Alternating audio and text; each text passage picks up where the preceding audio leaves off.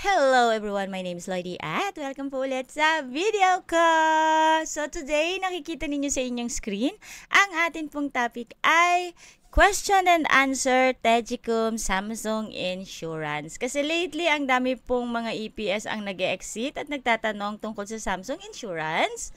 At may mga baguhan po na EPS ang nagtatanong din tungkol sa Samsung Insurance. Kaya huwag na po nating patagalin at atin simulan italakayin ang mga katanungan ng ating mga kababayan. So unang-una, yung mga bagong dating na EPS, ang question nila is, ano ang pagkakaiba ng Samsung Tegicom sa company Tegicom?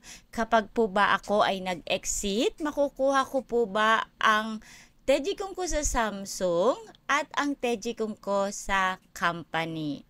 So mga kuya, mga ate, mga madam, mga inday, ang kasagutan sa question na yan, ang Samsung Tegicom at Company Tegicom ay iisa lang po yan. Ang severance pay na tinatawag natin sa English, ang Tegicom na tinatawag natin sa Korean, ay iisa lang po. So ngayon, ang Samsung Tegicom ay binabayaran po ng ating mga employer sa Samsung Insurance.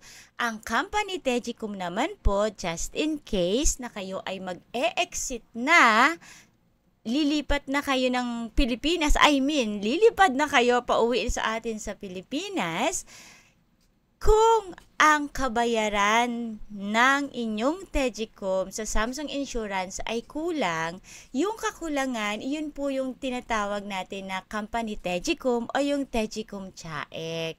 Yun po ay hindi na ihuhulog sa Samsung Insurance. Ito ay diretso na ibibigay po sa atin ng ating mga employer. So uulitin ko po para sa mga EPS na bagong dating dito sa South Korea, ang Samsung Tegicom at Company Tegicom ay iisa lang po yan.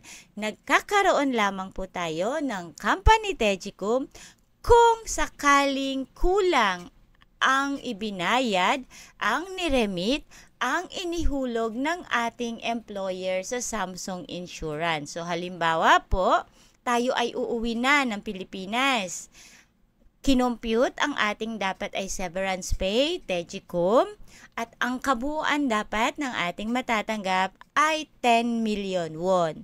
Subalit, nung nagproseso kayo ng papel sa Samsung Insurance para i-claim ang Samsung Tegicom ninyo, ang naihulog lamang ng inyong employer ay 7 million won. So, meron kakulangan na 3 milyong won, 3 million won. Yung 3 million won na iyon ay hindi na po ihuhulog ng inyong employer sa Samsung. Ito po ang tinatawag natin na Company Tegicom or di kaya ay Tegicom Chaek. Ito po ay diretso na ibibigay sa atin ng ating mga employer at hindi na nila idadaan pa sa Samsung. So, ibig sabihin, 7 million ang inyong Tegicom sa Samsung at 3 million ang Tegicom ninyo sa company. So, ang kabuuan ay magiging 10 million kagaya ng computation ng inyong Tegicom. Sana po ay malinaw ang susunod na question. Ito talaga yung mga bagong EPS yung nagtanong sa akin. Bakit nasa Samsung ang aming Tegicom? Ang Samsung po, kagaya ng ninyo, tinatanong ninyo, ito po ay insurance. Parang insurance policy niya ng inyong Tegicom. Bakit nagkaroon ng batas na ang Tegicom ay kinakailangan ibigay sa Samsung Insurance at doon ninyo i-claim? Kasi may mga pagkakataon po na ang mga company ay nagsasara, nababankrupt. So once po na nabankrupt ang inyong company na pinagtatrabahuhan, kayo po po, malaki ang posibilidad na wala kayong makuhang Tegicom. Bakit po?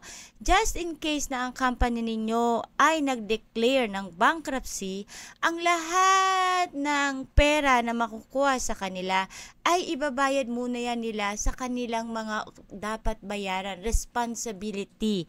Huli ang inyong Tegicom. So, kung wala ng pera ang inyong employer, wala na kayong makukuhang Tegicom. So, upang protektahan ang mga dayuhang manggagawa, naglabas sila ng panukala. Actually, hindi na siya panukala. Ito ay batas na kinakailangan ang mga employer, ang Tegicom ay ihuhulog nila sa Samsung Insurance para sigurado na ang mga dayuhang manggagawa dito sa South Korea ay may makukuhang severance pay kahit na mag-declare pa ng bankruptcy ang mga kumpanya. So, iyon po yung kasagutan. Bakit ang inyong Tegicom ay hinahawakan ng Samsung Insurance? At ang kagandahan po kapag nasa Samsung Insurance, ang inyong Tegicom, ito po ay may tubo. Kaya maganda po iyon. Ang susunod na question ay, makukuha ko ba ang aking Samsung Tegicom kapag ako ay nagpa-release?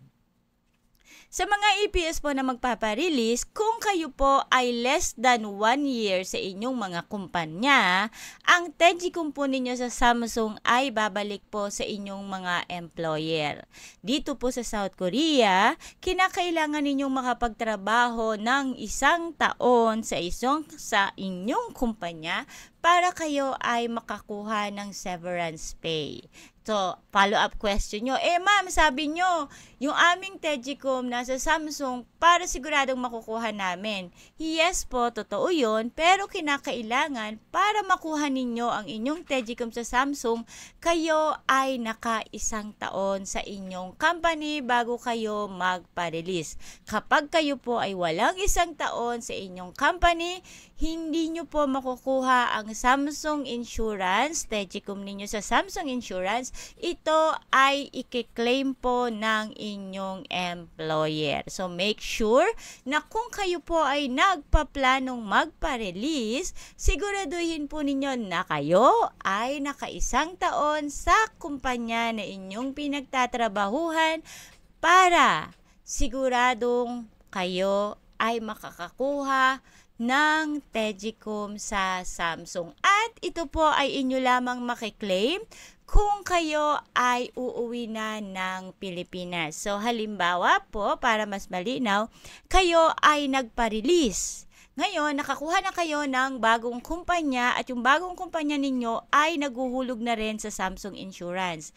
So, after po ng inyong kontrata, which is 4 years and 10 months, kung hindi kayo mag-early exit, ang contribution, ang previous company ninyo na pinagtrabahuhan at ang bagong company na inyong pinagtrabahuhan, ang Samsung Insurance ng dalawang company na yan ay makukuha nyo po kapag kayo ay aalis na ng Korea. So, makiklaim nyo lang siya for short kung kayo ay mag-e-exit na.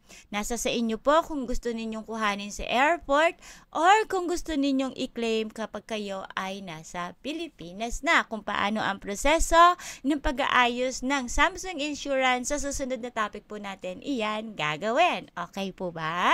Sana po ay malinaw. Kung kayo po ay may follow-up question tungkol doon sa topic na makukuha ko ba ang aking Samsung Tegicom kapag ako ay nagpa-release, comment lang daw po kayo sa baba. Ayan. Ang susunod po nating question ay, makukuha ko ba ang aking company Tegicom o yung tinatawag na Tegicom Chaek kapag ako ay nagpa-release? Yes po, kung kayo ay mayroong Tegicom Chaek or company Tegicom. So, paano ninyo malalaman kung kayo ay may makukuha pa sa inyong employer kung kayo ay magpapa-release? Kagaya ng sinabi ko kanina sa question, bago tong question na ito, kinakailangan po na kayo ay naka-1 taon sa isang kumpanya para kayo ay magkaroon ng severance pay or company Tegicom or Tegicom Chaek, kung ano man yung gusto ninyong itawag dyan. kinakailangan din na kayo ay magpa-compute ng Tegicom para malaman ninyo kung magkano ba ang Tegicom na inyong matatanggap sa inyong company. Pagkatapos po niyon, tumawag po kayo sa Samsung Insurance at alamin po ninyo doon kung magkano ang naihulog ng inyong employer sa Samsung Insurance. So halimbawa, dahil 1 taon kayo sa inyong company, ang Tegicom ninyo dapat ay 3 million won. Nung tumawag kayo sa Samsung Insurance, ang naihulog lang nila ay 2,500,000. So may kakulangan na 500,000 won. Ang 500,000 won po, ito po yung Tegicom Chaek or Company Tegicom na tinatawag ninyo. Ito po ay hindi na ibibigay ng inyong company sa Samsung at ito po ay ibibigay na nila sa inyo ng diretso. So kung kayo po ay magpaparili sa company, pinaka-importante na inyong gagawin ay magpa-compute po kayo ng Tegicom. Tumawag kayo sa Samsung Insurance, alamin ninyo kung magkano na ang naihulog ng inyong employer sa kanila at ipagkumpara ninyo. Ngayon, kapag hindi siya pareho or may lapse, may kakulangan. Yung kakulangan, iyon po ang tinatawag ng company Tegicom or Tegicom Chaek. Sana po ay malinaw ito. Kung may hindi kayo naiintindihan dun sa explanation ko, comment po kayo sa baba at uulitin natin sa susunod na video. Okay po ba? Ayan. At ang pinakahuli na question na madalas sa akin isend ay paano ang proseso sa pag-claim ng Samsung Insurance ng Tegicom sa Samsung.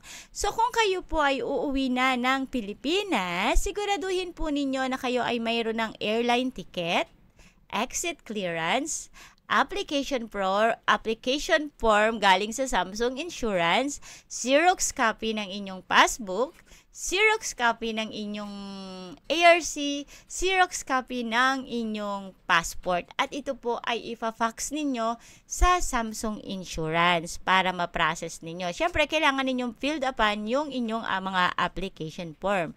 Ngayon, kung kailangan nyo po ng application form, meron ako, pwede ko pong ipa-techbe sa inyo, sagutin nyo lang yung techbe. Okay po ba yon? At kayo na yung mag-process at sasamahan ko rin kung papaano ito filled upan para huwag kayong stress. Pero usually po kasi ang Samsung Insurance, po pwede kayong mag-seek ng help sa inyong mga employer. Po pwedeng sila mismo ang mag-fax nito sa Samsung Insurance. Ngayon, kailangan ninyong gawin at ito ay importante po, i-confirm po ninyo sa Samsung Insurance kung na-receive ba nila ang fax na inyong ipinadala sa kanila. Kasi may mga pagkakataon na malabo ang ARC, malabo ang passbook, malabo ang mga application form. So, kinakailangan ninyo itong i-resend sa kanila. Kapag ito ay na-i-resend at sinabi nila na okay na, padadalhan nila kayo ng papel na naglalaman kung magkano ang approximately na matatanggap ninyong pera sa Samsung Insurance. So, ganun lang po siya. Kung papaano ang lahat ng pagproseso at pag-claim ng benefits, gagawa po ako ng isang bukod na video para doon para mas malinaw po ang aking explanation. Kasi may video naman ako niyan before, pero kasi medyo matagal na siya, so atin pong i-update. So, sana po ay may natutunan kayo sa aking video. Maraming salamat sa pakikinig, panonood. Kung kayo po ay may questions regarding sa topic na to, comment lang po kayo sa baba. Okay po? At huwag niyo pong kalimutan na i-share, lalong-lalo na para sa mga bagong dating natin na kababayan dito sa South Korea. Again, this is Lloydie. Thank you for watching. See you pa sa susunod kong video. Bye-bye!